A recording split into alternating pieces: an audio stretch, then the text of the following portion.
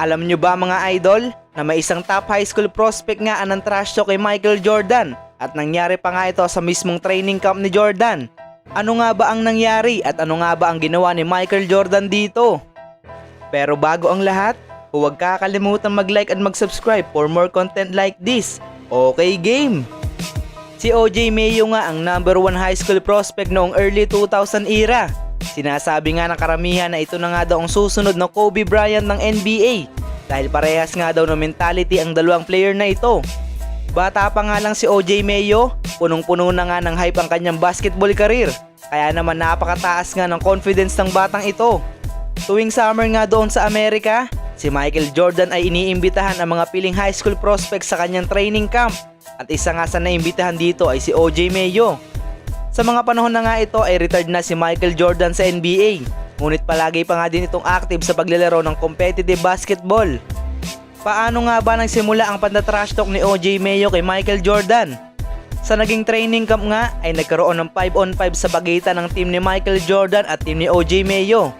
Sa una nga ay normal na pick-up game lang ito, pero nang tumatagal ang laro, nagkabantayan nga si OJ Mayo at Jordan.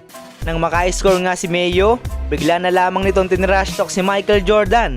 Kaya naman dahil dyan ay na-trigger itong si MJ. Yung 5-on-5 nila ay parang naging 1-on-1 na lang sa pagitan nilang dalawa. Sineryoso nga ni Jordan ang laban. Bigla nga humigpit ang depensa nito. Ginamitan niya din ito ng kanyang footwork at basketball IQ. Matapos nga yan, sunod-sunod nga na puntos ang kinamada ni Jordan.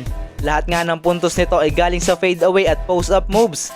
Kay OJ Mayo naman, bigla itong nahirapan dahil ramdam niya yung higpit ng depensa ni Michael Jordan. Nang matapos nga ang laban, nakuha nga ni MJ ang panalo kaya naman mukhang napahiya nga itong si OJ Mayo sa mga oras na yon. Inamin nga nito sa interview na doon nga daw nito nakita ang agwat ng isang NBA legend sa isang high school top prospect. Sinabi din nito na iba nga daw ang lakas at mentality ni Jordan. Hindi nga daw galit si MJ sa kanya.